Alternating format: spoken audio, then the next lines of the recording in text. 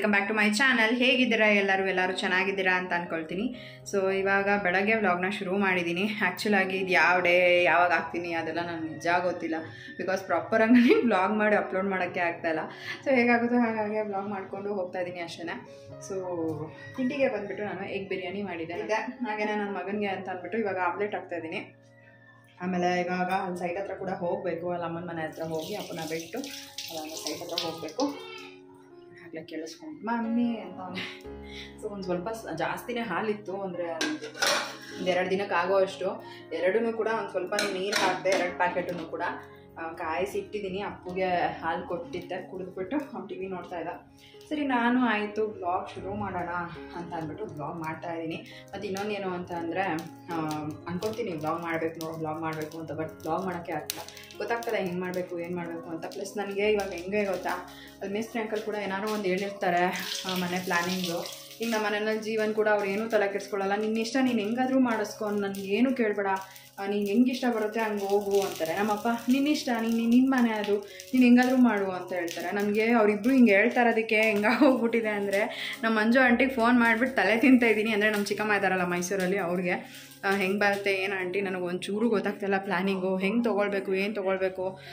So ನಾನು ಅಂದ್ಕೊಂಡಿರೋ ಥರ planning ಬಂದರೆ ಚೆನ್ನಾಗಿರುತ್ತಾ ಅಂತ ಅವ್ರನ್ನ ಕೇಳಿಕೊಂಡು ಅವ್ರಿಗೂ ಬೆಳಗ್ಗೆ ತಲೆ ತೆಗೆಸ್ಕೊಂಡು ಫುಲ್ ತಲೆ ಕೆಡಿಸ್ಬಿಟ್ಟಿದ್ದೀನಿ ಪಾಪ ಅವ್ರಿಗೂ. ನಮ್ಮ ಅಜ್ಜಿ ಮತ್ತು ನಮ್ಮ ರಕ್ಷಿ ಇಬ್ಬರು ಕೂಡ ಮೈಸೂರಿಗೆ ಹೋಗಿದ್ದಾರೆ. ಸೊ ಈ ರೀತಿಯಾಗಿ ಅವರು ಖುಷಿಯಾಗಿದ್ದಾಗ ನಾನು ಫೋನ್ ಮಾಡಿಬಿಟ್ಟು ಪಾಪ ತಲೆ ತಿನ್ಕೊಂಡಿದ್ದೀನಿ.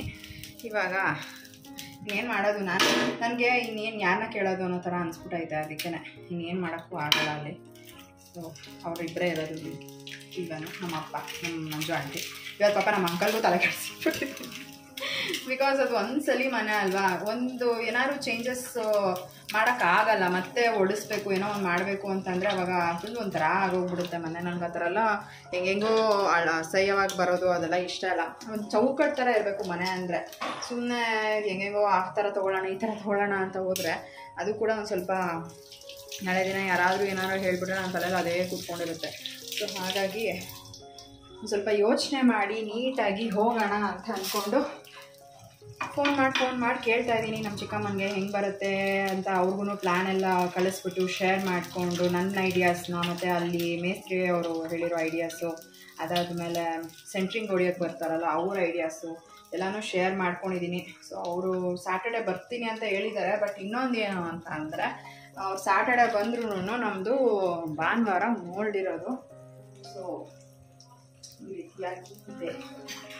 ಭಾನುವಾರ ಮೋಲ್ಡು ಅಂದರೆ ಸ್ವಲ್ಪ ಕಷ್ಟನೇ. ಅವ್ರು ಬರೋ ಅಷ್ಟೊತ್ತಿಗೆ ಮೋಲ್ಡ್ಗೆ ಮಾಡಿಬಿಟ್ಟು ಆಮೇಲೆ ನೀವು ಫಸ್ಟೇ ಹೇಳಬೇಕಿತ್ತು, ನೀವು ಇವಾಗ ಹೇಳ್ತಾ ಇದ್ದೀರಾ ಏನೂ ಚೇಂಜ್ ಮಾಡ್ಕೊಳಕ್ಕಾಗಲ್ಲ ಅಂತ ಮೇಸ್ತ್ರಿನೂ ಹೇಳಿಬಿಟ್ರೆ ನನಗೆ ಅವಾಗ ಫುಲ್ ತಲೆ ಕೆಟ್ಟೋಗ್ಬಿಡುತ್ತೆ.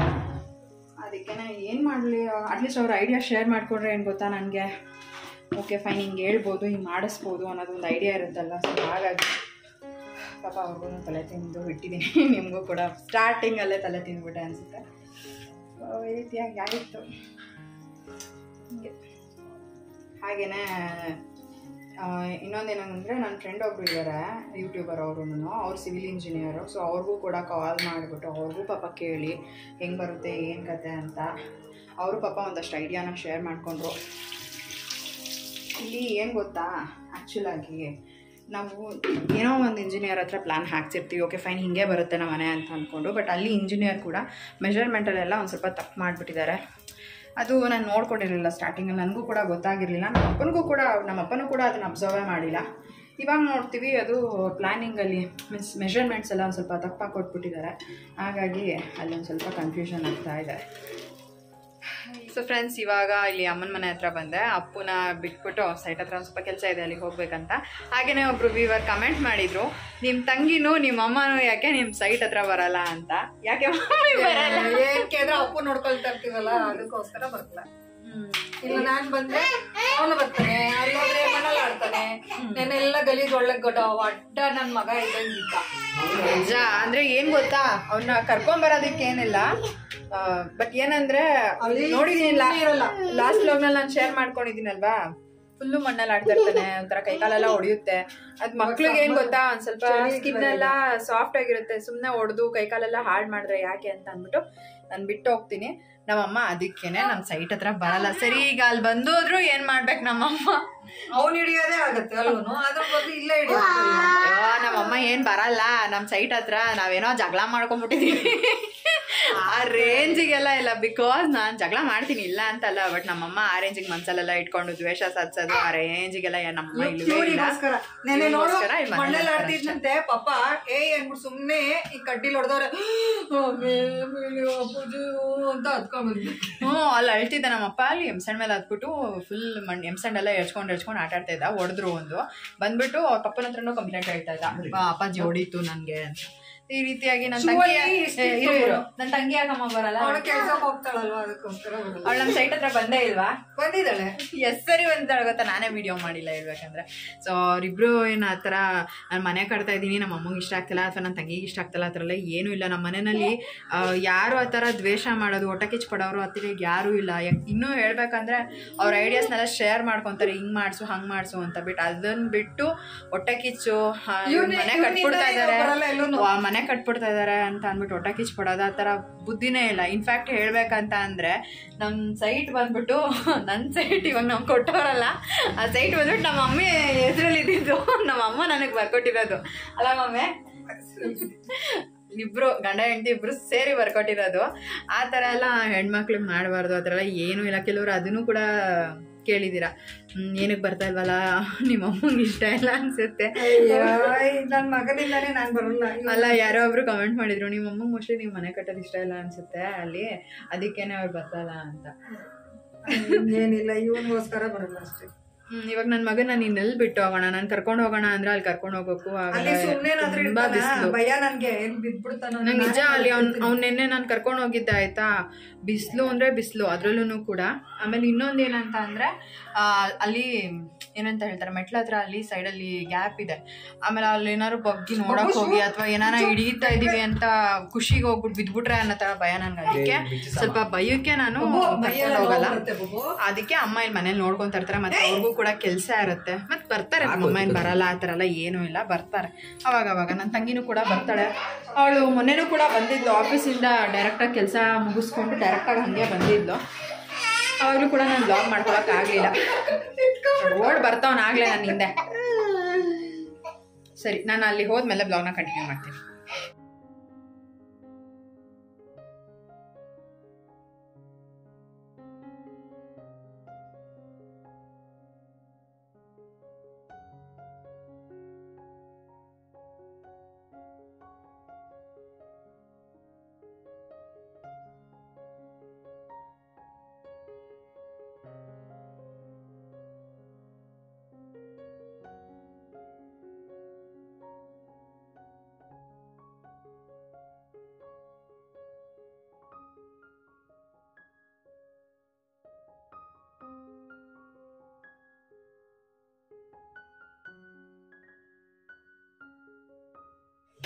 ಸೊ ಫ್ರೆಂಡ್ಸ್, ಇವಾಗ ಇಲ್ಲಿ ಸೈಟ್ ಹತ್ರ ಬಂದೆ. ಇಲ್ಲಿ ಚಾಪಾಯಿ ಹಾಸ್ತಾ ಇದ್ದಾರೆ, ಪ್ಲಾಸ್ಟಿಕ್ ಕವರ್ ಥರ ಹಾಕಿ ಆಮೇಲೆ ಚಾಪಾಯಿ ಹಾಸಿ ಆಮೇಲೆ ಕಂಬಿ ಕಟ್ಟೋರು ಬರ್ತಾರೆ ಇವಾಗ. ಸೊ ಹಾಗಾಗಿ ಮೇಸ್ತ್ರಿ ಅಂಕಲ್ ಕಾಲ್ ಮಾಡಿದ್ರು, ಅದಕ್ಕೆ ಇಲ್ಲಿ ಬಂದೆ. ಹಾಗೆಯೇ ಇವಾಗ ಈ ಫಸ್ಟ್ ಫ್ಲೋರ್ ಪ್ಲಾನಿಂಗ್ ಯಾವ ರೀತಿ ಬಂದಿದೆ ಅಂತ ಹಾಗೆ ಒಂದು ವಿಡಿಯೋ ಕ್ಲಿಪ್ಪಿಂಗ್ ತೊಗೊಳ್ಳೋಣ ಅಂದ್ಕೊಂಡೆ. ಸೊ ಇವಾಗ ಆಲ್ಮೋಸ್ಟ್ ಹಿಂಗೆ ಮೋಲ್ಡ್ ಹಾಕಿದ್ಮೇಲೆ, ಮೀನ್ಸ್ ಈ ಥರ ಶೀಟೆಲ್ಲ ಹಾಕಿದ್ಮೇಲೆ ಒಂದು ಕ್ಲಾರಿಟಿ ಸಿಗುತ್ತೆ ಮನೆ ಈ ರೀತಿಯಾಗಿ ಬರುತ್ತೆ ಅಂತ. ಬಟ್ ನನಗೇನು ಅನ್ನಿಸ್ತಾ ಇತ್ತು ಅಂತಂದರೆ, ಅಲ್ಲಿ ಒಂದು ಕಿಟಕಿ ಇಡಬೇಕಾಗಿತ್ತು ಅಂತ ಅನ್ನಿಸ್ತಾ ಇದೆ. ಅಂದರೆ ಹಾಲಲ್ಲಿ ಈ ಕಡೆಯಿಂದ ಬೆಳಕು ಬರುತ್ತೆ, ಬಟ್ ಏನಂದರೆ ಈ ಕಡೆ ಇಲ್ಲಿ ಪಿಲ್ಲರ್ ಪಕ್ಕ ಅಂದರೆ ಈ ಒಂದು ಜಾಗದಲ್ಲಿ ಒಂದು ಕಿಟಕಿ ಇಡಬೇಕಾಗಿತ್ತು, ಒಂದು ಸಿಂಗಲ್ ಕಿಟಕಿ ಆದ್ರೂ ಅಂತ ಅನ್ನಿಸ್ತಾ ಇದೆ. ನೋಡೋಣ, ನಾನು ನೆನ್ನೆ ಸೆಂಟ್ರಿಂಗ್ ಹೊಡಿಯೋರಿಗೆ ಕೇಳಿದ್ದೆ ಇಡ್ಬೋದಾ ಅಂತ ಅಂದ್ಬಿಟ್ಟು. ಅವರು ಇವಾಗೇನಿಲ್ಲ, ಪ್ಲ್ಯಾನಿಂಗಲ್ಲಿ ಏನು ಬೇಕಾನ ಚೇಂಜಸ್ ಮಾಡ್ಕೊಬೋದು, ತೊಂದರೆ ಇಲ್ಲ, ಇಲ್ಲೊಂದು ಕಿಟಕಿ ತಾನೇ ಅದೇನೇನು ಹೊಡೆದ್ಬಿಟ್ಟು ಇಡ್ತಾರೆ ಅಂತ ಹೇಳಿದ್ರು. ಹಾಗೆ ಅಂದ್ಕೊಂಡೆ, ಓಕೆ ಫೈನ್, ಅದು ನಾನು ಮಾಡಿಸೋಣ ಅಂತ. ಹಾಗೆಯೇ ಇವಾಗ ಬಸ್ಲು ಮನೆ ಈ ರೀತಿಯಾಗಿ ಬಂದಿದೆ. ಅಂದರೆ ಸ್ಟಾರ್ಟಿಂಗಿಂದ ತೋರಿಸ್ತೀನಿ ಯಾವ ರೀತಿ ಕಾಣುತ್ತೆ ಅಂತ ಅಂದ್ಬಿಟ್ಟು. ರೂಮು ಆಮೇಲೆ ಅಡುಗೆ ಮನೆ ಅದಕ್ಕೆಲ್ಲ ತುಂಬಾ ಚೆನ್ನಾಗಿ ಬೆಳಕು ಬರುತ್ತೆ, ಬಿಕಾಸ್ ಆ ಕಡೆ ಕಿಟಕಿ ಎಲ್ಲ ತುಂಬಾ ಚೆನ್ನಾಗಿ ಇಡ್ಸಿದ್ದೀವಿ. ಬಟ್ ಇಲ್ಲಿ ಮಾತ್ರ ಹಿಂಗೆ ಅನ್ನಿಸ್ತಾ ಇದೆ ನನಗೆ, ಅಲ್ಲೊಂದು ಕಿಟಕಿ ಇಟ್ಟಿದ್ರೆ ಚೆನ್ನಾಗಿರ್ತಿತ್ತು ಅಂತ. ಸೊ ನೋಡೋಣ, ಅದೇನು ತೊಂದರೆ ಇಲ್ಲ, ಇಡ್ಬೋದು. ಸೊ ಈಗ ಯಾವ ರೀತಿ ಪ್ಲ್ಯಾನ್ ಬಂದಿದೆ ಅಂತ ಶೇರ್ ಮಾಡ್ಕೊತೀನಿ. ಹಾಗೆಯೇ ಸೊ ಫ್ರೆಂಡ್ಸ್, ನಾನು ಮುಂಚೆನೇ ಹೇಳಿದ್ದೀನಿ, ಮುಂಚೆ ವ್ಲಾಗ್ಸಲ್ಲೆಲ್ಲ ಕೆಳಗಡೆ 1 BHK ಬಂದುಬಿಟ್ಟು ಅದು ಕೂಡ ರೆಂಟ್ ಪರ್ಪಸ್. ಹಾಗೆಯೇ ಇದು ಫಸ್ಟ್ ಫ್ಲೋರಲ್ಲಿರೋದು 2 BHK, ಇದು ಕೂಡ ರೆಂಟ್ ಪರ್ಪಸ್ಗೆ. ಮೇಲೆ ಡೂಪ್ಲೆಕ್ಸ್ ಪ್ಲ್ಯಾನ್ ಬರುತ್ತೆ. ಸೊ ಈ ರೀತಿಯಾಗಿ ನಾವು ಕನ್ಸ್ಟ್ರಕ್ಷನ್ ಪ್ಲ್ಯಾನ್ ಮಾಡಿರೋ ಅಂಥದ್ದು. ಸೊ ಫಸ್ಟ್ ಆ್ಯಕ್ಚುಲಾಗಿ 1 BHK ಪ್ಲ್ಯಾನ್ ಇರಲಿಲ್ಲ. ನಮ್ಮ ಪಪ್ಪ ತುಂಬ ಬಲವಂತ ಮಾಡಿ, ಇಲ್ಲ ಮಾಡಿ ರೆಂಟ್ ಪರ್ಪಸ್ಸಿಗೆ ಇರಲಿ, ನಾಳೆ ದಿನ ಒಂದು ಇನ್ಕಮ್ ಸೋರ್ಸ್ ಅಂತ ಇರಬೇಕು, ಸೊ ದಟ್ ಇರಲಿ ಈ ಮನೆ ಅಂತ ಅಂದ್ಬಿಟ್ಟು ಅವರು ಡಿಸೈಡ್ ಮಾಡಿ ಒಂದು ಪ್ಲ್ಯಾನ್. ಆಮೇಲೆ ಈ ಒಂದು 2 BHK ಪ್ಲ್ಯಾನ್ ಬಂದಿದ್ದು. ನಮಗಂತೂ ನಿಜವಾಗ್ಲೂ ಒಂಥರ ಭಯ ಇದೆ. ಆ್ಯಕ್ಚುಲಾಗಿ 1 ಫ್ಲೋರ್ ತೊಗೊಳ್ಬೇಕು ಅಂದರೆ ಅಷ್ಟು ಈಸಿ ಅಲ್ಲ. ನಾನು ಮುಂಚೆ ವ್ಲಾಗ್ಸಲ್ಲಿ ಕೂಡ ಹೇಳಿದ್ದೀನಿ. ಬಿಕಾಸ್ 1 ಫ್ಲೋರಿಗೆ ಏನಿಲ್ಲ ಅಂದ್ರೂ ಫುಲ್ ಕಂಪ್ಲೀಟ್ ಫಿನಿಷಿಂಗ್ ಅಂತ ಅಂದ್ರೂ ಒಂದು 7 to 8 lakhs ಅಂತೂ ಬೇಕೇ ಬೇಕು. ಅಂದರೆ ನಾವು ಹಿಂಗೆ ಇಂಟೀರಿಯರ್ ಎಲ್ಲ ಮಾಡ್ತೀವಿ, ಅದ್ರ ಮೇಲೆ ಡಿಪೆಂಡ್ ಆಗುತ್ತೆ. ಅದು ಒಂದು ಸ್ವಲ್ಪ ನಮಗೆ ಬರ್ಡನ್ ಅಂತ ಕೂಡ ಅನಿಸುತ್ತೆ. ನೋಡೋಣ, ಹೋಗ್ತಾ ಹೋಗ್ತಾ ಒಂದು ಸ್ವಲ್ಪ ಕಷ್ಟಪಟ್ಟರೆ ಆಮೇಲೆ ನಾಳೆ ದಿನ ಫ್ಯೂಚರಲ್ಲಿ ಹೆಲ್ಪ್ ಆಗೇ ಆಗುತ್ತೆ ಅಲ್ವಾ ಅಂತ ಅಂದ್ಕೊಂಡು ನಾವು ಸುಮ್ಮನೆ ಆದ್ವಿ. ಸೊ ಫಸ್ಟಿಗೆ ಎಂಟರ್ ಆಗ್ತಾ ಇದ್ದಂಗೆ ರೈಟ್ ಸೈಡಲ್ಲಿ ಒಂದು ರೂಮ್ ಬರುತ್ತೆ. ಅದಾದಮೇಲೆ ಒಳಗಡೆ ಎಂಟರ್ ಆದರೆ ಫುಲ್ ಹಾಲ್ ತೊಗೊಂಡಿದ್ದೀವಿ. ಆಮೇಲೆ ಈ ಕಡೆ ಬಂದು ಮಾಮೂಲಿ ಕಿಚನ್ ಬರುತ್ತೆ, ಇದು ಬಂದುಬಿಟ್ಟು ಬೆಡ್ರೂಮ್ ಬರುತ್ತೆ. ಸೊ ತುಂಬಾ ಚೆನ್ನಾಗಿ ಸ್ಪೇಷಿಯಸ್ ಆಗೇ ಬರುತ್ತೆ ಅಂತ ಹೇಳ್ಬೋದು. ಸೊ ಕಂಪ್ಲೀಟಾಗಿ 20-40 ಸೈಡಲ್ಲೆಲ್ಲ 1.5 ಅಡಿ ಪ್ಯಾಸೇಜ್ ಬಿಟ್ಟು, ಆಮೇಲೆ ಹಿಂದೆ ಕೂಡ 1.5 ಅಡಿ ಪ್ಯಾಸೇಜ್ ಬಿಟ್ಟು ಆಮೇಲೆ ತೊಗೊಂಡಿರೋವಂಥದ್ದು. ಸೊ ಕಂಪ್ಲೀಟಾಗಿ ನಿಮಗೆ ಗೊತ್ತಿರುತ್ತೆ ಎಷ್ಟು ದೊಡ್ಡದಾಗಿ ಬರುತ್ತೆ ಅಂತ. ಇಫ್ ಇನ್ ಕೇಸ್ ನಾವು ಇಲ್ಲಿ 2 ಮನೆ ಪ್ಲ್ಯಾನ್ ಮಾಡಿದಿದ್ರೆ ಅಷ್ಟು ಚೆನ್ನಾಗಿ ಬರ್ತಿರಲಿಲ್ಲ. ಒಬ್ಬರು ಕಮೆಂಟ್ ಕೂಡ ಮಾಡಿದ್ರಿ, ನೀವು ಇಲ್ಲಿ 2 ಮನೆ ಪ್ಲ್ಯಾನ್ ಮಾಡ್ಬೋದಾಗಿತ್ತಲ್ವ, 1 BHK ಅಂತ 2 ಮನೆ ಮಾಡ್ಬೋದಾಗಿತ್ತಲ್ವ ಅಂತ. ನಮ್ಗೆ ನಿಜವಾಗ್ಲೂ ಆ ರೀತಿಯಾಗಿ ಚಿಕ್ಕದಾಗೆಲ್ಲ ಮಾಡೋದಕ್ಕೆ ಅಷ್ಟು ಇಷ್ಟ ಇರಲಿಲ್ಲ. ಸೊ ಮಾಡಿದ್ರೆ ಕಂಪ್ಲೀಟಾಗಿ ನೀಟಾಗಿ ಚೆನ್ನಾಗಿ ಮಾಡಬೇಕು ಅಷ್ಟೇ. ಇನ್ನೆಷ್ಟು ಭಾಳ ದೊಡ್ಡದಾಗಿ ಬಂದುಬಿಡುತ್ತೆ ಅಲ್ವಾ ಅಂತ ಅಂದ್ಕೊಂಡ್ವಿ ಅಷ್ಟೇ. ಸೊ ಇದು ಚೆನ್ನಾಗಿ ಬಂದಿದೆ ಅಂತ ನನಗೆ ತುಂಬಾ ಇಷ್ಟ ಆಯಿತು. ಸೊ ಇವಾಗ ಕಂಬಿ ಕಟ್ಟೋರು ಕೂಡ ಬಂದರು. ಹಾಗೆಯೇ ಇವಾಗ ಕಂಬಿ ಕೆಲಸ ಕೂಡ ನಡೀತಾ ಇದೆ. ಇನ್ನೇನು ಮೋಲ್ಡ್ ಯಾವಾಗ ಅಂತ ಕೂಡ ನೀವು ಕೇಳ್ತೀರಾ. ನಮಗೂ ಕೂಡ ಇನ್ನೂ ಕನ್ಫರ್ಮ್ ಇಲ್ಲ, ಬಟ್ ಕೆಲಸದ ಪಾಡಿ ಕೆಲಸ ಬೇಗ ಮುಗಿಸ್ಕೊಳ್ಬೇಕು ಅಷ್ಟೇ. ಯಾಕೆ ಅಂತ ಅಂದರೆ ಇವಾಗ ಕೊರೋನಾ ಎಲ್ಲ ಜಾಸ್ತಿ ಆಗ್ತಿದೆ, ಹಾಗೆ ಹಿಂಗೆ ಅಂತೆಲ್ಲ ಹೇಳ್ತಿದ್ದಾರೆ. ನನಗೆ ಅದು ಕೂಡ ಒಂದು ಸ್ವಲ್ಪ ಭಯನೇ. ಯಾಕಂದರೆ ನಾವು ಮನೆ ಹಿಡಿದ್ಬಿಟ್ಟಿದ್ದೀವಿ, ಆಮೇಲೆ ಏನಾದರೂ ಅದು ಇದು ಅಂತ ಇನ್ಫೆಕ್ಷನ್ ಎಲ್ಲ ಜಾಸ್ತಿ ಆಗೋದು ಮತ್ತು ಸ್ಪ್ರೆಡ್ ಆಗ್ತಿದೆ ಅಂತೆಲ್ಲ ಅಂದರೆ ಆವಾಗ ಸ್ವಲ್ಪ ಪ್ರಾಬ್ಲಮ್ ಅಂತೂ ಆಗೇ ಆಗುತ್ತೆ ಅಲ್ವಾ. ಹಾಗಾಗಿ ಅವರು ಕೆಲಸದ ಪಾಡಿ ಕೆಲಸ ನಡೀಲಿ ಬೇಗನೆ ಅಂತ ಇದ್ರು. ಸೊ ಹಾಗಾಗಿ ಇನ್ನೆಂತ ಅಂದ್ಬಿಟ್ಟು ಮಾಡಿಸ್ತಾ ಇದ್ವಿ. ಇವಾಗ ಮೇಲ್ಗಡೆ ನಾನು ಒಂದಷ್ಟು ವಿಡಿಯೋ ಕ್ಲಿಪ್ಪಿಂಗ್ಸ್ನ ತೊಗೊಂಡಿದ್ದೆ ನಮ್ಮ ಪಕ್ಕದ ಬಿಲ್ಡಿಂಗಿಗೆ ಹೋಗಿ. ಸೊ ಅದನ್ನು ನಾನು ನಿಮ್ಮ ಜೊತೆ ಶೇರ್ ಮಾಡ್ಕೊಳ್ತಾ ಇದ್ದೀನಿ. ಬೆಳಗ್ಗೆ ಚಾಪೆ ಹಾಸೋರು ಎಲ್ಲ ಬಂದು ನೀಟಾಗಿ ಎಲ್ಲ ಹಾಕಿ ಹೋಗಿದ್ದಾರೆ. ಸೊ ಅದೊಂದು ಕೆಲಸ ಮುಗಿಸ್ಕೊಟ್ಟಿದ್ದಾರೆ ಬೆಳಗ್ಗೆನೇ. ಹಾಗೆಯೇ ಇವಾಗ ಕಂಬಿ ಕಟ್ಟೋರು ಕೂಡ ಬಂದ್ರಲ್ಲ, ಅವರು ಕೂಡ ಮೋಲ್ಡಿಂಗಿಗೆಲ್ಲ ರೆಡಿ ಮಾಡ್ತಾ ಇದ್ದಾರೆ. ಸೊ ಈ ರೀತಿಯಾಗಿದೆ. ನಿಜವಾಗ್ಲೂ 1 ಫ್ಲೋರ್ ಮೋಲ್ಡಿಂಗ್ ಅಂತಂದರೆ ಖುಷಿ ಆಗುತ್ತೆ ಅಂತ ಹೇಳ್ಬೋದು. ಬಿಕಾಸ್ ಎಲ್ರಿಗೂ ಕೂಡ ಅದೊಂದು ಆಸೆ ಅಂತೂ ಇದ್ದೇ ಇರುತ್ತೆ. ನಾನು ಮನೆ ಕಟ್ಟಬೇಕು ಅಂತ ತುಂಬ ಆಸೆ ಪಡ್ತಾ ಇದೆ. ಸೊ ಅದರಲ್ಲಿ ಕೂಡ ಇವಾಗ ಗ್ರೌಂಡ್ ಫ್ಲೋರ್ ಮೋಲ್ಡಿಂಗ್ ಆಯಿತು, ಈಗ ಫಸ್ಟ್ ಫ್ಲೋರ್ ಮೋಲ್ಡಿಂಗ್ ಅಂದರೆ ಯಾರಿಗೆ ತಾನೇ ಖುಷಿ ಆಗಲ್ಲ ಹೇಳಿ. ನನಗಂತೂ ತುಂಬಾ ಖುಷಿ ಅಂತ ಹೇಳ್ಬೋದು. ಸೊ ಫ್ರೆಂಡ್ಸ್, ಟೈಮ್ ಆಗಲೇ 4:15 ಆಗಿದೆ. ನಾನು ಇನ್ನೂ ಕೂಡ ಊಟ ಮಾಡಿಲ್ಲ. ಸೊ ಇಲ್ಲಿ ಮನೆ ಹತ್ರ ಬಂದರೆ ನನ್ನ ಊಟದ ಟೈಮಿಂಗ್ಸೇ ಇಲ್ಲ ಅಂತ ಹೇಳ್ಬೋದು. ಹೇಗಾಗೋಗುತ್ತೆ ಅಂತ ಅಂದರೆ ಇವಾಗ ನಾನು 11:15 ಅಂತ ಅಂದ್ಕೊಳ್ತೀನಿ. ಇಲ್ಲಿ ಸೈಟ್ ಹತ್ರ ಬಂದಾಗ 11:30-12 ಗಂಟೆ ಆಗಿತ್ತು ಅಂದ್ಕೊತೀನಿ. ಸೊ ಇಲ್ಲಿ ಕೆಲಸಗಳೆಲ್ಲ ನೋಡಿಕೊಂಡು ಲೈಕ್ ಏನಾರೋ ಒಂದೊಂದು ಡೌಟ್ಸ್ ಕೇಳ್ತಾ ಇರ್ತಾರೆ. ನಾವಂತೂ ಇಲ್ಲಿ ಇರಲೇಬೇಕು. ನಾವೇನಾರ ಮನೆಗೆ ಹೋದರೆ ಅವ್ರು ಬೇಕಾಬಿಟ್ಟಿ ಮಾಡಿ ಹೊಟ್ಟೋಗ್ತಾರೆ. ಆಮೇಲೆ ನೀವು ಹೇಳಬೇಕಾಗಿತ್ತು, ನೀವು ಇಲ್ಲಿರಬೇಕಾಗಿತ್ತು ಅಂತ ಮೆಸ್ರಿ ನಮ್ಮನ್ನು ಬೈತಾರೆ. ಸೊ ಹಾಗಾಗಿ ಇಲ್ಲೇ ಇದ್ದೀನಿ. ಹಾಗೆಯೇ ಈಗ ನನ್ನ ತಮ್ಮ ಸ್ವಲ್ಪ ಏನಾದ್ರು ತೊಗೊಂಡು ಬರೋಗಪ್ಪ ಅಂತ ಅಂದ್ಬಿಟ್ಟು ಕಳಿಸ್ದೆ. ಯಾಕಂದ್ರೆ ನನಗಂತೂ ಫುಲ್ ಹೊಟ್ಟೆ ಹಸಿತಾ ಇದೆ, ಆಗ್ತಾನೇ ಇಲ್ಲ. ಒಂಥರ ಇಲ್ಲಿ ಇದ್ದು ಗ್ಯಾಸ್ಟ್ರಿಕ್ ಥರ ಆಗೋಗ್ಬಿಟ್ಟಿದೆ. ಸೊ ಹಾಗಾಗಿ ಇವಾಗ ಹೋಗಿ ತೊಗೊಂಡು ಬರೋಗು ಏನಾದರೂ ಅಂತ ಅಂದ್ಬಿಟ್ಟು ಕಳಿಸ್ದೆ. ಮತ್ತು ಮೇಲ್ಗಡೆ ಬಿಸಿಲಲ್ಲಿ ನಿಂತು ತಲೆನೇ ನೋವ್ತಾ ಇತ್ತು. ಸೊ ಇಲ್ಲೇ ಕೆಳಗಡೆನೇ ಬಂದೆ. ನಿಜವಾಗ್ಲೂ ಒಂಥರ ಸುಸ್ತಾಗುತ್ತೆ, ಒಂಥರ ಕಷ್ಟ ಆಗುತ್ತೆ. But I am enjoying this ಅಂತ ಹೇಳ್ಬೋದು. ನಿಜ ಖುಷಿ ಆಗುತ್ತೆ ಒಂದೊಂದು ಕ್ಷಣಗಳು. ಮೀನ್ಸ್ ಏನೋ ಒಂಥರ ಅಲ್ವಾ, ನಮಗೆ ನಾವೇ ಖುಷಿ ಪಡಬೇಕು. ನಮ್ಮ ಮನೆ ಫಸ್ಟ್ ಫ್ಲೋರ್ ಆಯಿತು, ಈಗ ಸೆಕೆಂಡ್ ಫ್ಲೋರ್ ಆ ಥರ ಒಂಥರ ಖುಷಿ. ಇವಾಗ ನನ್ನ ತಮ್ಮ ಬಂದಮೇಲೆ ಸ್ವಲ್ಪ ಏನಾದ್ರು ತಿಂದ್ಬಿಟ್ಟು ಅದಾದಮೇಲೆ ಮೇಲ್ಗಡೆ ಹೋಗ್ತೀನಿ. ಮತ್ತು ಒಂದೊಂದು ಸ್ವಲ್ಪ ವಿಡಿಯೋ ಕ್ಲಿಪ್ಪಿಂಗ್ಸ್ನ ತೊಗೊಂಡಿದ್ದೀನಿ, ಹಿಂಗಾಗುತ್ತೋ ಹಾಗೆ ನೋಡೋಣ ಅಂತ ಅಂದ್ಬಿಟ್ಟು. ಸೊ ಅದನ್ನೆಲ್ಲ ವ್ಲಾಗಲ್ಲಿ ನಿಮ್ಮ ಜೊತೆ ಶೇರ್ ಮಾಡ್ಕೊಳ್ತೀನಿ. ಸದ್ಯಕ್ಕೆ ನಾನು ಇನ್ನೊಂದು ಗ್ರೌಂಡ್ ಫ್ಲೋರ್ ಕೂಡ ತೋರಿಸಿದೆ ಆಯಿತಾ, ನಿಮ್ಮ ಜೊತೆ ಶೇರ್ ಮಾಡ್ಕೊಂಡಿದ್ದೆ ಯಾವ ರೀತಿ ಇದೆ ಕೆಳಗಡೆ ಮನೆ ಅಂತ ಅಂದ್ಬಿಟ್ಟು. ನೋಡಿ ಇವಾಗ ಸೆಂಟ್ರಿಂಗ್ ಎಲ್ಲ ಬಿಚ್ಚಿದ್ದಾರೆ ಆಯಿತಾ, ಎಷ್ಟು ಚೆನ್ನಾಗಿ ಕಾಣಿಸುತ್ತೆ ಗೊತ್ತಾ, ತುಂಬ ದೊಡ್ಡದಾಗಿ ಕಾಣಿಸುತ್ತೆ ಮನೆ. 1 BHK ಇದು ಚೆನ್ನಾಗಿದೆ. ಸೊ ಇವಾಗ ಏನಾದ್ರು ತಿಂದ್ಬಿಟ್ಟು ಅದಾದಮೇಲೆ ಮತ್ತೆ ವ್ಲಾಗ್ನ ಕಂಟಿನ್ಯೂ ಮಾಡ್ತೀನಿ. ಏನು ತೊಗೊಂಡು ಬಂದೆ? ಸೊ ನನ್ನ ತಮ್ಮ ಗೋಬಿ ತೊಗೊಂಡು ಬಂದಿದ್ದಾನೆ. ಗೋಬಿ ತಿಂದ್ಬಿಟ್ಟು ಅದಾದಮೇಲೆ ಬ್ಲಾಗ್ನ ಕಂಟಿನ್ಯೂ ಮಾಡಿದೆ. ಸೊ ಗೋಬಿ ತಿಂದ್ಬಿಟ್ಟು ಇಲ್ಲಿ ಮತ್ತೆ ಮೇಲೆ ಬಂದೆ. ಸೊ ಇಲ್ಲಿ ಇನ್ನೂ ಸ್ವಲ್ಪ ಕೆಲಸ ಎಲ್ಲ ನಡೀತಾ ಇದೆ. ಆಲ್ಮೋಸ್ಟ್ ಒಂದು 6:30 ಆಗುತ್ತೆ ಅಂತ ಅಂದ್ಕೊಳ್ತೀನಿ. ಯಾಕೆಂತಂದರೆ ಕಂಬಿ ಕಟ್ಟೋರು ಬಂದಿದ್ದೇನೆ ಒಂದು 12:30 ಹಂಗಾಗಿತ್ತು. ಸೊ ಸಂಜೆ ಅಂತೂ ಆಗೇ ಆಗುತ್ತೆ. ಲಾಸ್ಟ್ ಟೈಮ್ ಅಂತೂ ಒಂದು ಸ್ವಲ್ಪ ಲೇಟೇ ಮಾಡಿಬಿಟ್ಟಿದ್ರು, ಸ್ವಲ್ಪ ಬೇಗನೆ ಬಂದಿದ್ರು, ಬಟ್ ಆಲ್ಸೋ ಸಂಜೆ ಆಗೋಗ್ಬಿಟ್ಟಿತ್ತು. ನಾನು ಅದೇ ಅಂದ್ಕೊಂಡಿದ್ದೆ ನಿಜವಾಗ್ಲೂ ಇವತ್ತು ಕೆಲಸ ಮುಗಿಯುತ್ತಾ ಅಂತ ಅಂದ್ಕೊಂಡು. ಬಟ್ ಅವ್ರು ಹೇಳಿದ್ರು ಇಲ್ಲ ನಾವು ಸಂಜೆ ಅಷ್ಟೊತ್ತಿಗೆಲ್ಲ ಮುಗಿಸ್ಕೊಡ್ತೀವಿ ಅಂತ ಹೇಳಿದ್ರು. ನನಗೆ ಅದೇ ಒಂಥರ ಸಮಾಧಾನ ಅಂತ ಹೇಳ್ಬೋದು. ಬಿಕಾಸ್ ನಾನು ಹಿಂಗೆ ಫಿಕ್ಸ್ ಆಗಿರ್ತೀನಿ ಅಂತ ಅಂದರೆ ಇವಾಗ ಒಂದೇ ಡೈಮೆನ್ಷನ್ ಅಲ್ವಾ. ಸೊ ಗ್ರೌಂಡ್ ಫ್ಲೋರ್ ಮೋಲ್ಡಿಂಗಿಗೆ ಅಂತ ಬಂದಾಗ ಅವರು ಬೆಳಗ್ಗೆ ಬಂದು ಸಂಜೆ ತನಕನೂ ಕೂಡ ಕೆಲಸ ಮಾಡ್ತಾನೇ ಇದ್ದರು. ಬಟ್ ಇವರು ಅಂತೂ ಮಧ್ಯಾಹ್ನ ಬಂದು ಸಂಜೆ ಅಷ್ಟೊತ್ತಿಗೆಲ್ಲ ಕೆಲಸ ಮಾಡಿಕೊಡ್ತಾರೆ ಏನಪ್ಪ ಅಂತ ಒಂದು ಸ್ವಲ್ಪ ಡೌಟ್ ಇದೆ. ನೋಡೋಣ ಹೆಂಗಾಗುತ್ತೆ ಹಂಗೆ ಅಷ್ಟೇ. ಸೊ ಈಗ ನನ್ನ ತಮ್ಮನಿಗೆ ಹೇಳಿದೆ ಟೀ ಕೂಡ ತೊಗೊಂಡು ಬರೋಗು ಅಂತ ಅಂದ್ಬಿಟ್ಟು. ಪಾಪ ಅವನು ಹೋಗಿ ಮನೆಗೆ ನಮ್ಮಮ್ಮನ ಹತ್ರ ಟೀ ಮಾಡಿಸ್ಕೊಂಡು ತೊಗೊಂಡು ಬಂದ. ಮತ್ತು ಇವಾಗ ಇಲ್ಲಿ ಮೆಟ್ಲು ತೊಗೊಳ್ಬೇಕಲ್ವ ಮನೆ ಒಳಗಡೆ ಬಂದು. ಸೊ ಅದು ಎಷ್ಟಾಗುತ್ತೆ ಏನು ಅಂತೆಲ್ಲ ಡಿವೈಡ್ ಮಾಡಿಕೊಂಡು ಎಲ್ಲಿ ಕರೆಕ್ಟಾಗಿ ಪ್ರಾಪರಾಗಿ ಮೆಟ್ಲು ಬರಬೇಕು ಅಂತೆಲ್ಲ ಡಿಸೈಡ್ ಮಾಡಿ ಹೇಳಬೇಕು ಅವ್ರಿಗೆ. ಸೊ ಮಧ್ಯಾಹ್ನ ಮೇಸ್ತ್ರಿ ಅಂಕಲೆಲ್ಲ ಬಂದಿದ್ದರು. ಅವರು ಹೇಳಿಬಿಟ್ಟು ಹೋಗಿದ್ರು ಯಾವ ರೀತಿ ಬರಬೇಕು ಏನು, ಎಷ್ಟು ರೂಮ್ ಬರುತ್ತೆ, ಎಷ್ಟು ಈ ಕಡೆ ಮಾಸ್ಟರ್ ಬೆಡ್ರೂಮ್ ಆಗಿರ್ಬೋದು, ಮಾಮೂಲಿ ಸೆಕೆಂಡ್ ಬೆಡ್ರೂಮ್ ಆಗಿರ್ಬೋದು, ಅದೆಲ್ಲ ಎಷ್ಟು ಬರುತ್ತೆ ಅಂತೆಲ್ಲ ಡಿವೈಡ್ ಮಾಡಿಕೊಂಡು ಹೇಳಬೇಕಾಗಿತ್ತು. ಸೊ ಅದನ್ನೆಲ್ಲ ಹೇಳಿ ಹೋಗಿದ್ರು. ಬಟ್ ಆಲ್ಸೋ ನನಗೂ ಕೂಡ ಒಂದು ಸ್ವಲ್ಪ ಡೌಟ್ ಇತ್ತು ಹೇಗಾಗುತ್ತೋ ಏನೋ ಅಂತ ಅಂದ್ಬಿಟ್ಟು. ಅಂದರೆ ಇವಾಗ ಒಂದೇ ಸರಿ ಮನೆ ಕಟ್ಸೋದು, ದೆನ್ ಅದಾದಮೇಲೆ ಮತ್ತೆ ಚೇಂಜಸ್ ಮಾಡೋಣ, ಹಂಗೆ ಮಾಡೋಣ ಹಿಂಗೆ ಮಾಡೋಣ ಅನ್ನೋದಕ್ಕಾಗಲ್ಲ.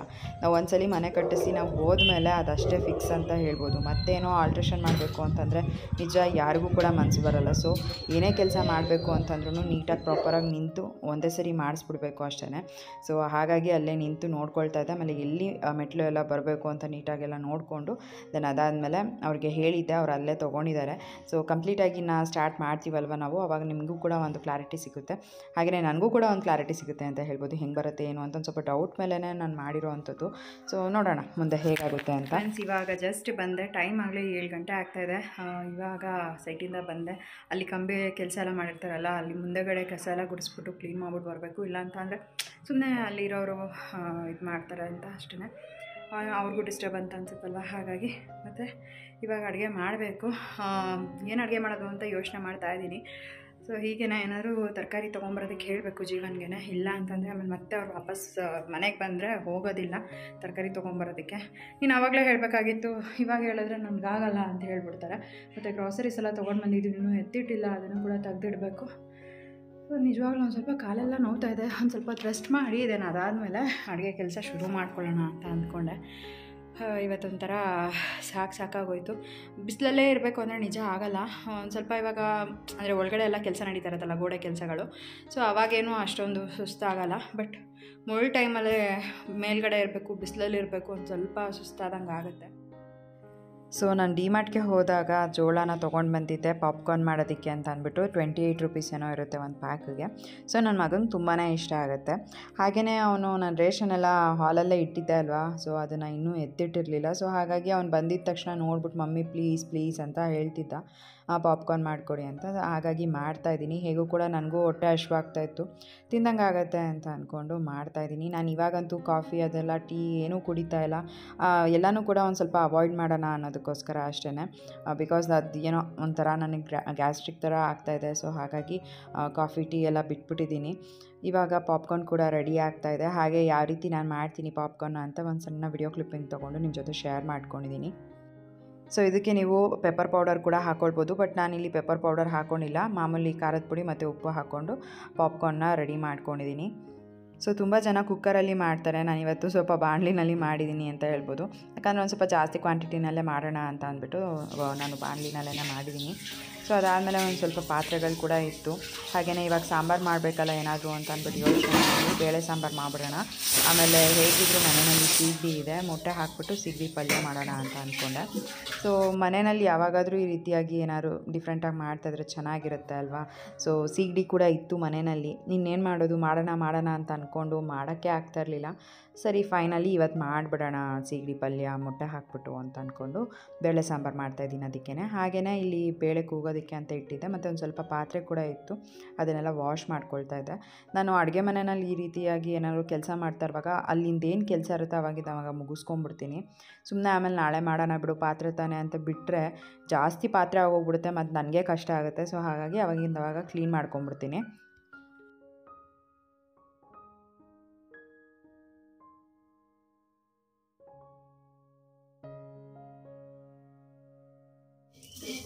ಸೊ ಕೆಲವೊಬ್ರು ಗೊತ್ತಿರುತ್ತೆ ಸೀಗಡಿ ಅಂದರೆ ಏನು ಅಂತ, ಇನ್ನು ಕೆಲವರಿಗೆ ಗೊತ್ತಿರಲ್ಲ. ಸೊ ಇದು ಬಂದುಬಿಟ್ಟು ಡ್ರೈ ಪ್ರಾನ್ಸ್ ಅಂತ ಏನು ಹೇಳ್ತಾರೆ, ಅದು ತುಂಬಾ ಚೆನ್ನಾಗಿರುತ್ತೆ. ನಮ್ಮ ಮನೆಯಲ್ಲಿ ಎಲ್ರಿಗೂ ಕೂಡ ತುಂಬಾ ಇಷ್ಟ ಆಗುತ್ತೆ. ಯೂಶ್ವಲಾಗಿ ಏನಂತ ಅಂದರೆ ನಾವು ಕರಿಮೀನು ಸಾಂಬಾರೆಲ್ಲ ಮಾಡ್ತೀವಿ, ನಮ್ಮ ಅಮ್ಮ ಅಥವಾ ನಮ್ಮ ಅಜ್ಜಿ ಇಬ್ಬರು ಕೂಡ ಮಾಡ್ತಾರೆ. ಆಮೇಲೆ ನನಗೆ ಕೂಡ ತುಂಬಾ ಇಷ್ಟ ಅಂತ ಹೇಳ್ಬೋದು. ಚಿಕ್ಕ ವಯಸ್ಸಲ್ಲಿ ಇಷ್ಟ ಆಗ್ತಾಯಿರಲಿಲ್ಲ, ಬಟ್ ಆಮೇಲೆ ತುಂಬಾ ಇಷ್ಟ ಆಗ್ತಾಯಿತ್ತು, ಟೇಸ್ಟ್ ಎಲ್ಲ ಚೆನ್ನಾಗಿರ್ತಾಯಿತ್ತು. ಸೊ ಹೀಗೆ ನಾನಂತೂ ಹೋಗಿ ಈ ಥರ ಸೀಗಡಿ ಆಗಿರ್ಬೋದು, ಕರಿಮೀನು ಅದೆಲ್ಲ ತೊಗೊಂಬರಲ್ಲ. ನಮ್ಮನೇಲಿ ಜೀವನ್ಗೆ ತುಂಬ ಇಷ್ಟ ಕರಿಮೀನು ಸೀಗಡಿ ಅಂದರೆ, ಅವರೇ ಹೋಗಿ ತೊಗೊಂಡು ಬರೋದು.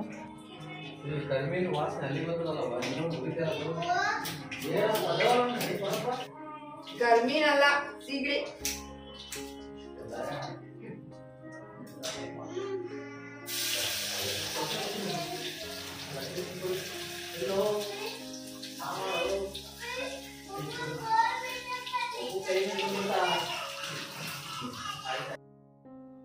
ಸೊ ನಮ್ಮ ಅಪ್ಪನೂ ಕೂಡ ಬಂದರು, ಹಾಗೆಯೇ ಅವ್ರ ಹತ್ರ ಮಾತಾಡಿಕೊಂಡು ಅಡುಗೆ ಮಾಡ್ತಾಯಿದ್ದೀನಿ. ಜೀವನ ಹತ್ರ ಮಾತಾಡೋದಕ್ಕೆ ಅಂತ ಪಪ್ಪ ಬಂದಿದ್ದು, ಬಿಕಾಸ್ ಯಾವಾಗ ಮೋಲ್ಡ್ ಹಾಕೋದು ಏನು ಈ ರೀತಿಯಾಗಿ ಕೇಳೋದಕ್ಕೆ. ಜೀವನ್ಗೆ ಕೂಡ ರಜಾ ಇರಬೇಕು ಅಲ್ವಾ, ಇಫ್ ಇನ್ ಕೇಸ್ ರಜಾ ಇಲ್ಲ ಅಂತ ಅಂದರೆ ಆಗಲ್ಲ, ಪಪ್ಪ ಒಬ್ಬರೇ ನಿಂತು ನೋಡ್ಕೋಬೇಕು ಅಂತಂದ್ರೂ ಆಗಲ್ಲ.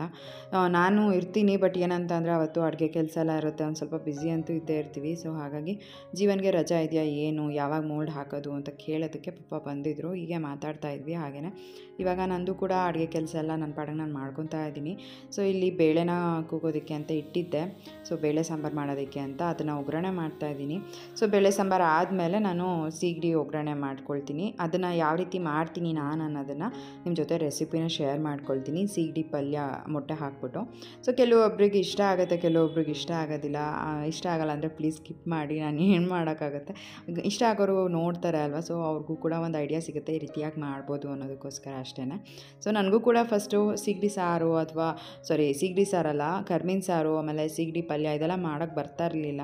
ಸೊ ನಾನು ಕೂಡ ಇದೇ ರೀತಿ ಯೂಟ್ಯೂಬೆಲ್ಲ ನೋಡ್ಕೊಂಡೇ ಕಲ್ತಿದ್ದು. ಯಾರಿಗಾದ್ರೂ ನೋಡೋರಿಗೆ ಹೆಲ್ಪ್ ಆಗುತ್ತೆ ಅನ್ನೋದಕ್ಕೋಸ್ಕರ ಅಷ್ಟೇ ನಾನು ಶೇರ್ ಮಾಡ್ಕೊಳ್ತಾ ಇದ್ದೀನಿ. ಹಾಗೆಯೇ ಇವಾಗ ನಾನು ನನ್ನ ತಂಗಿ ಮದುವೆಯಲ್ಲಿ ಒಂದಷ್ಟು ಸಾಂಬಾರು ಪುಡಿ ಮಾಡಿಕೊಟ್ಟಿದ್ರು, ಅಂದರೆ ಭಟ್ರು ಅವರು, ಅದನ್ನೇ ಯೂಸ್ ಮಾಡ್ಕೊಳ್ತಾ ಇದ್ದೀನಿ. ಅದು ಎಷ್ಟು ಯೂಸ್ ಮಾಡಿದ್ರೂ ಕೂಡ ಖಾಲಿನೇ ಆಗ್ತಾಯಿಲ್ಲ. ಆಲ್ಮೋಸ್ಟ್ ನನ್ನ ತಂಗಿ ಮದುವೆಯಾಗಿ 8 ತಿಂಗಳಾಗ್ತಾಯಿದೆ, 8 ತಿಂಗಳಿಂದ ಯೂಸ್ ಮಾಡ್ತಾನೇ ಇದ್ದೀನಿ, ಖಾಲಿನೇ ಆಗ್ತಾಯಿಲ್ಲ ಸಾಂಬಾರು ಪುಡಿ.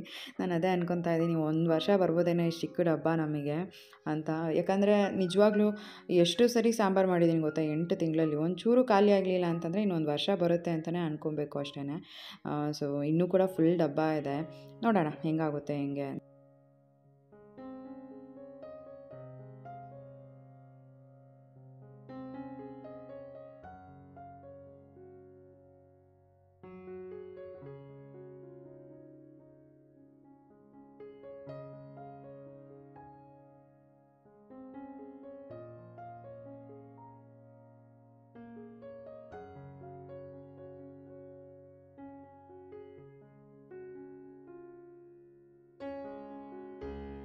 ಇವಾಗ ಸಾಂಬಾರು ಮಾಡಿದಾಯಿತು. ಸೀಗಡಿ ಪಲ್ಯಕ್ಕೆ ಈರುಳ್ಳಿ ಮತ್ತು ಹಸಿಮೆಣ್ಸಿನ್ಕಾಯಿ, ಕೊತ್ತಂಬರಿ ಸೊಪ್ಪೆಲ್ಲ ಕಟ್ ಮಾಡ್ಕೊಳ್ತಾ ಇದ್ದೀನಿ.